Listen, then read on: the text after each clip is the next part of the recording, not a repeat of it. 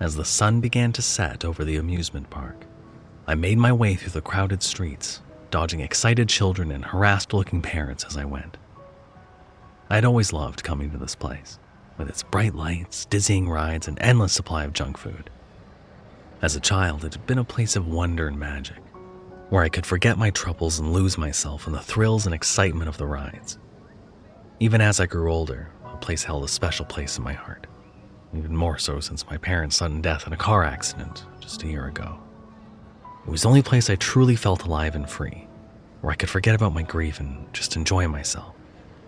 It was my happy place, and I spent every spare moment I had there, riding my favorite roller coaster.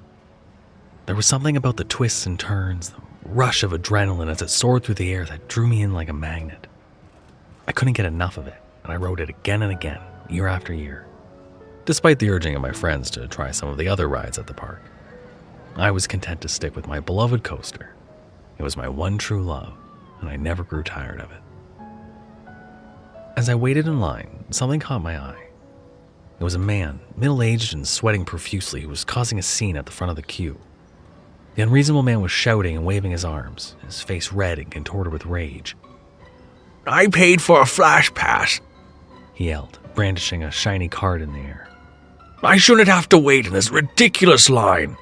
"Sir, I understand that you're upset," the operator said, trying to keep her voice level. "But the Flash Pass only grants priority access to certain rides, and there are still safety protocols in place that need to be followed before we can allow you to ride." But the man was having none of it. "I'm not waiting, and I don't care about your stupid protocols." The operator hesitated for a moment, glancing around nervously. Then, with a sigh, she nodded. "All right, sir. Right this way." The man let out a triumphant shout as she let him past the other patrons, over to the back of the roller coaster, where the last empty cart was waiting.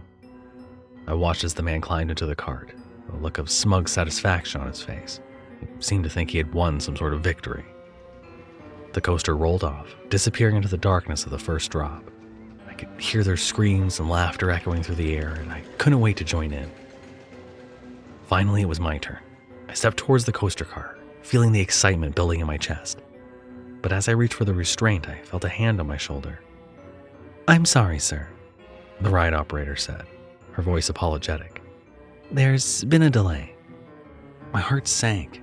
I'd been so close to finally getting on the ride, and now I was going to have to wait even longer. I tried to hide my disappointment as I stepped back in the line, wondering how much longer I would have to wait. As I stood there, I heard the faint sound of the coaster approaching. I looked up to see the last empty car rounding the bend, its wheels clacking against the tracks as it rejoined the rest of the ride. I let out a sigh of relief as I stepped into the car, grateful to finally be on my way. The restraints clicked into place, and with a jolt, the coaster took off, soaring through the air and diving into the darkness. The roller coaster was a towering beast of metal and wood. I had ridden the coaster countless times before, but there was something about the way it loomed over the park that was simply exhilarating. The first drop was a doozy, a stomach-churning plummet that sent my heart into my throat.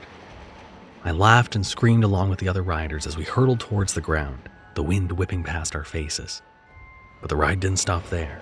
It twisted and turned, soaring through the air and diving deep underground into a series of dark, indoor sections.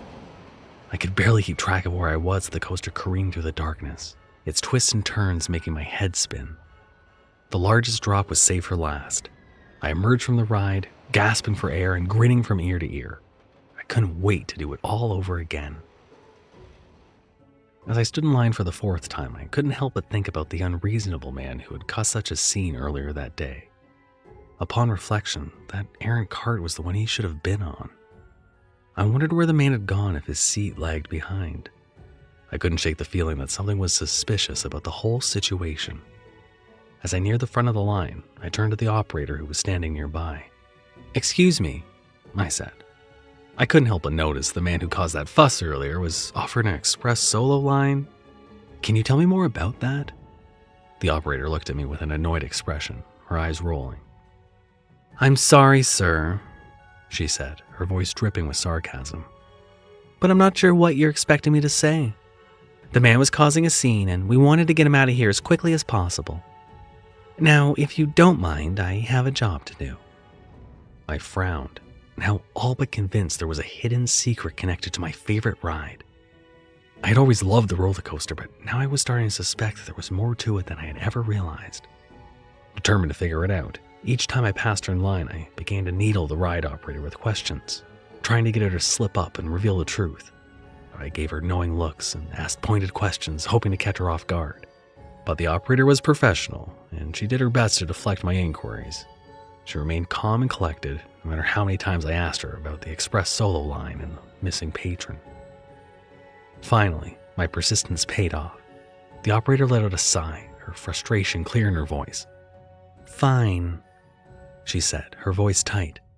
"I'll show you the special advanced seat you've been so curious about.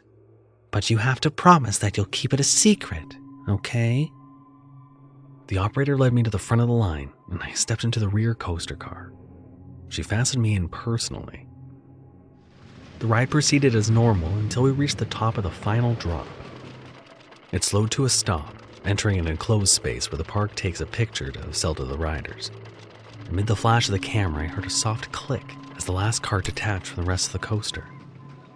My fellow passengers careened onward, unaware I had stopped. And then I was alone in the dark. I struggled against the restraints, trying to free myself as the car began to roll backward. I knew I had to get out of the cart. With a burst of strength, I managed to slip out of the restraints, my slender frame allowing me to wriggle free. I began to climb downwards towards the maintenance tunnel, my hands and feet finding purchase on the metal bars. The air was thick with the smell of oil and rust, and the sounds of my own footsteps echoed through the silence as I made my way deeper into the darkness. I could feel the walls closing in around me, the smooth concrete and metal giving way to more natural-looking cave formations. The air grew colder as I went, and I wrapped my arms around myself, trying to stay warm.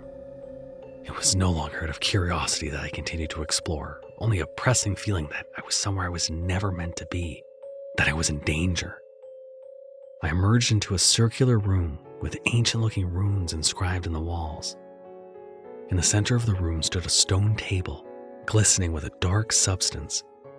As I approached the table, I noticed the remains of bodies scattered around the room. The mass of gore ringed the room and wreathed the table. Some were little more than bones, their flesh stripped away.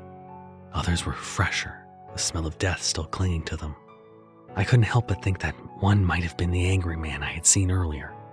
I couldn't be sure, but something about the remains seemed familiar. As I stood in the chamber, I heard a deep, harsh voice, a malevolent sound that seemed to fill the entire cave, echoing off the walls and making my skin crawl. Well, well, what do we have here? The voice boomed, its tone mocking. A little human poking his nose where it doesn't belong. How amusing. "Who are you?" I whispered, my voice shaking with fear. "What do you want from me?" The voice let out a cold, guttural laugh. I will not name myself. That is for your kind. And I want nothing more than to see your soul offered to the darkness. But first, I will enjoy watching you suffer. Innumerable footfalls resounded through the tunnels, getting closer and closer. I ran, my feet pounding against the stone as I tried to escape. I turned corners and ducked through doorways, my heart racing with fear as I searched for a way out. As I ran through the darkness, I could hear my pursuers laughing and cackling, their voices growing louder and more intense. Up ahead, a faint glimmer of light in the distance, coming from a small opening in the wall. It wasn't much, but it was my only hope. The voice behind me continued to taunt and jeer. I had to get out of there, had to escape the darkness that threatened to consume me. With a final burst of speed, I reached the opening and squeezed through, my body scraping against the rough stone as I went. And then I was out, free. The cool night air hit my face like a splash of water, and I took a deep breath, relishing the moment of freedom. I didn't stop running until I reached my car. As I tore out of the parking lot, security sauntered up with their phones, snapping pictures on my license plate. Their overall lack of urgency chilled me, as if my eventual capture was a foregone conclusion.